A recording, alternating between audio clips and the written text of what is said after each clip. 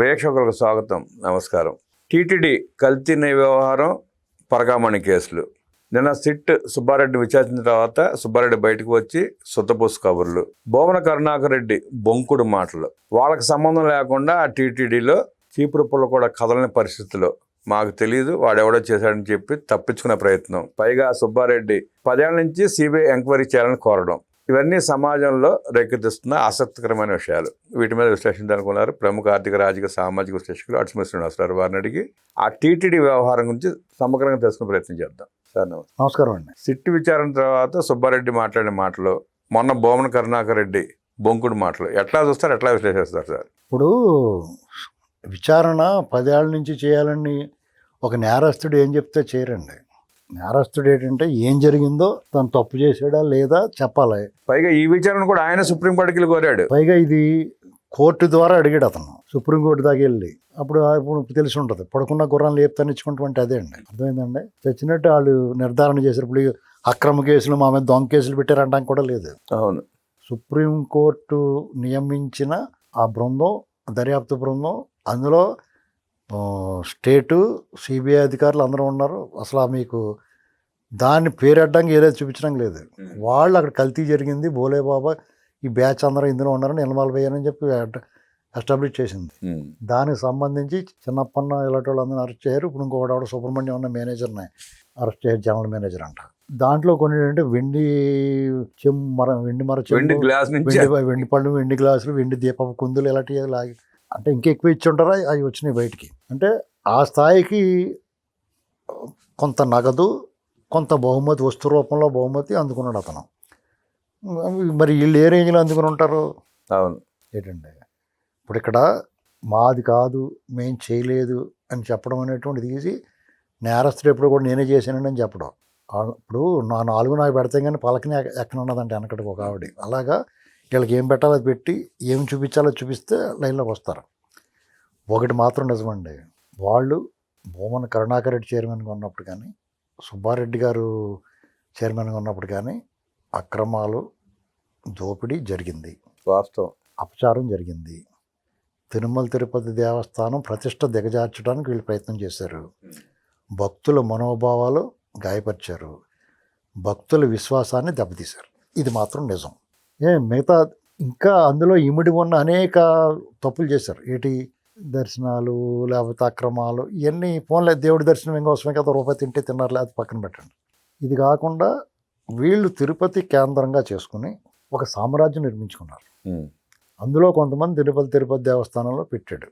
అతనే ఓపెన్గా చెప్పాడు, నా మనుషులు 2000 మంది ఉన్నారు, చీమ చుట్టుకుమంటే నాకు తెలుస్తుంది అన్నాడు. చీమ చుట్టుకుమంటే నీకు తెలిసేది, వాళ్ళకి తెలియదేటి మిగతా వాళ్ళకి. మీరు ఎన్ని పేరు నొక్కారో, మీరు ఎంత నొక్కేశారో వాళ్ళకి తెలిసింది. ఇక్కడ ఎవరన్నా ఏమన్నా అనేది ఏంటంటే, మనం మాట్లాడినా, దర్యాప్తు బృందం వాళ్ళని పిలిచి విచారణ చేసినా, ఏం సాధించారు మీరు, పిలుస్తున్నారు, ఏమవుద్ది, వాళ్ళు ఏమీ పీకలేరు, ఈ టైపు వ్యాఖ్యలు వస్తున్నాయి. అవును. ఈ టైపు వ్యాఖ్యానాలు రావడం కారణం ఏంటంటే, వీళ్ళని పగడ్బందీగా పట్టుకోకపోతే, అన్ని ఆధారాలతోటి ఎస్టాబ్లిష్ చేయకపోతే వీళ్ళు మట్టగిడసల్లా జారిపోతారు.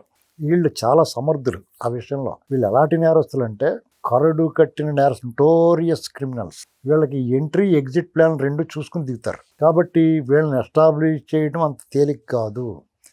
కానీ ఏ నేరస్తుడైనా ఎప్పుడైనా సరే ఏదో పొరపాటు చేస్తాడు. వాడు నేను కొమ్ములు తిరిగిన నేరస్తుడిని, నన్ను మించిన వాళ్ళు లేడనుకున్నవాడు కూడా చిన్న తప్పు చేస్తాడు, అక్కడ దొరుకుతాడు. వీళ్ళు అంతే. దాన్ని అప్పుడు చూడండి, కరుణాకర్ రెడ్డి ఆయన సతీష్ కుమార్ సాక్షి చెప్పడానికి స్టేట్మెంట్ ఇవ్వడానికి వస్తుంటే చచ్చిపోయాడు. అది ఆత్మహత్య, అతను చనిపోయిన నార్మల్ అనుమానాస్పద మృతి అనుకుని దాన్ని దర్యాప్తు చేస్తే అది మర్డర్ అని తేలింది. ట్రైన్లో క్రైమ్ సీన్ 2 సార్లు చూశారు, వాళ్ళు రీక్రియేట్ చేశారు. పూర్తిగా ఇది హత్య అని నిర్ధారణ చేశారు. ఇది వీళ్ళు చెప్పి లోపల ఇది ఆత్మహత్య అని ఎలా చెప్పు, 1/2 గంటలోనే చూసావా దొరికాడు. మామూలుగా నోరు మూసుకుండొచ్చు కదా, ఆ ఆత్రం ఆకుండా వచ్చి అది ఆత్మహత్య, వీళ్ళ వేధింపులు తట్టుకోలేక చచ్చిపోయి. వాళ్ళు ఎందుకు వేధిస్తారు? ఇతను వేధించాల్సిన అవసరం ఏముంది వాళ్ళకి? అంటే వేధింపులు తట్టుకోలేక చచ్చిపోయారని అంటున్నాడు. సిట్ వేసిన సుప్రీంకోర్టు. ఆ సుప్రీంకోర్టు దర్యాప్తు చేపిస్తా అంటే సుప్రీంకోర్టుని నిందిస్తున్నాడు ఈయన. అలా కదండి. ఇప్పుడు ఒక దొంగ సుప్రీంకోర్టుని నిందిస్తున్నాడు. అతను నువ్వు వేధించావా పోని వాళ్ళని, లేకపోతే నీకేమైనా చెప్పాడా, ఇదిగోనండి నన్ను వేధిస్తున్నారు, నీకేమైనా లెటర్ రాశాడా, నీకు ఎలా తెలిసింది? ఆ ఒక్క పాయింట్ దగ్గర దొరికాడు అతను. డెఫినెట్గా దానికి బయటకు వచ్చి నైలు నదిలో మొసళ్ళు ఎన్ని ఉన్నాయి, నిన్న కురిసిన వాన చినుకులు ఎన్ని, ఇలాంటి మాటలు మాట్లాడుతున్నాడు. కానీ లోపల అతని అవతారం అంతా మారిపోయింది. మనిషి డెస్సిపోయి ఉన్నాడు, డల్ అయిపోయాడు మనిషి. ఏమండి, ఎప్పుడు పోయి ఎత్తుకుపోతారా చెవిరెడ్డి భాస్కర్ రెడ్డిలా గోడలను గుద్దుకోవాలి మనం లోపల కూర్చుని, ఎవరు ఎన్ని అరిచినా అరణ్య రోదన అయిపోద్ది అనేటువంటిది అర్థమైపోయింది అతనికి. తన భవిష్యత్తు తను స్పష్టంగా వచ్చిందండి. ఇది చివరాఖరులో వచ్చి ఉంటే అది వేరే కదా. ఈ ప్రభుత్వం ఆరంభంలోనే మొదటి సంవత్సరంలోనే మొదలైంది. ఇంకా 3.5 ఏళ్ళు ఎక్కడికి తప్పించుకోలేరు వీళ్ళు. అర్థమైందండి.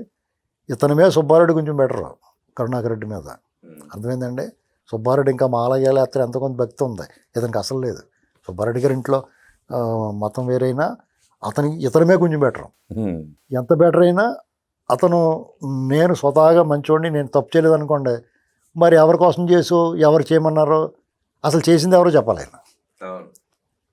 పైగా అతను కనుక వాళ్ళకి సుబ్బారెడ్డి గారు ఎప్పుడన్నా నిజం చెప్పేస్తాడని భయం ఉంటే మీకు కూడా టికెట్లు తీసి అక్కడ పెట్టారండి అని చెప్తారు. చాలా డేంజర్.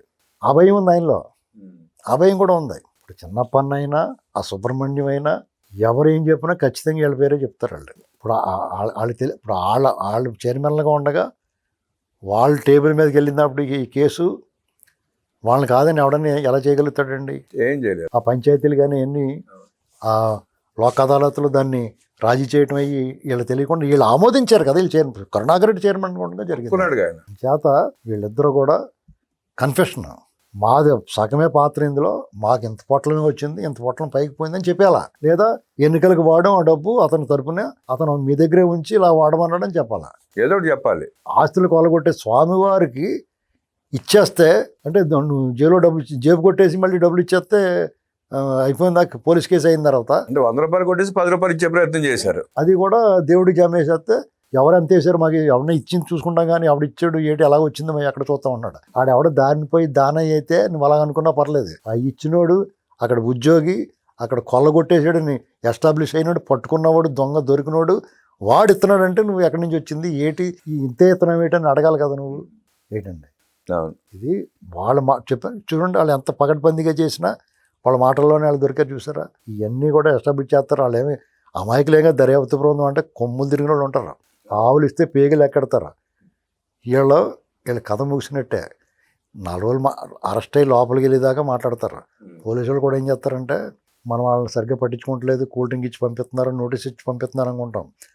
లోపలికి వెళ్ళేదాకా అలాగే ఉంటారు వాళ్ళు. లోపలికి వెళ్ళిన తర్వాత రఘురామకృష్ణరాజు గారిని చూడండి, అరెస్ట్ చేసినప్పుడు మీరు వచ్చేయండి సార్ మాకు సహకరించండి అంటారు. లోపలికి వెళ్ళి ఇలా తోసేసారు కారులోని, స్టేషన్కి వెళ్ళేదాకా కూడా ఆగలేదు. వాళ్ళ వ్యవహారాలు అట్లా అది చేత వాళ్ళు విసిగిపోయి ఉంటారు.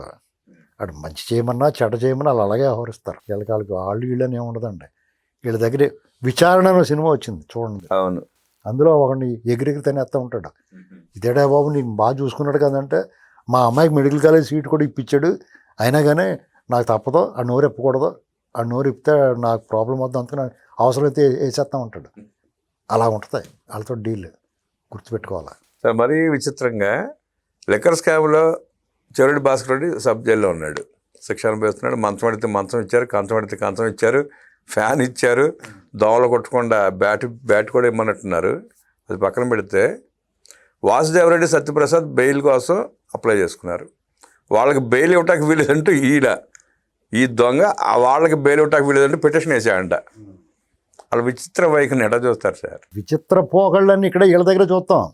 ఆడేవాడికో బెయిల్ ఇవ్వద్దు ఇమ్మని నువ్వెవడరా చెప్పడం కానీ అడగాలి. ఇప్పుడు వాళ్ళు కోర్టు అదే ప్రశ్నించి అదే నీకెందుకు, నీకు సంబంధం ఏంటని వాళ్ళకి ఇవ్వద్దని ఎందుకు చెప్పంటే వీళ్ళు బొమ్మ చెప్తాడనా ఇంకానే మొత్తం వీళ్ళు పెద్ద దొంగలండి బాబు. వీళ్ళు బందిపోటు దొంగలంటే ఇలాగే ఉంటుంది. అసలు ఎవరన్నా విచిత్రంగా నవ్వుకుంటారని కూడా లేదేంటండి వీళ్ళకి. దొంగల బండి ఒక సినిమా వచ్చింది గుర్తుందా మీకు? దొంగల బండి, దొంగల బాబాయ్ దొంగలు, దొంగలకు దొంగ, దొంగలు మించిన దొంగలు, దొంగల బండి దొరికితే దొంగలు, ఇవన్నీ వీళ్ళ స్టోరీలే అన్నీ.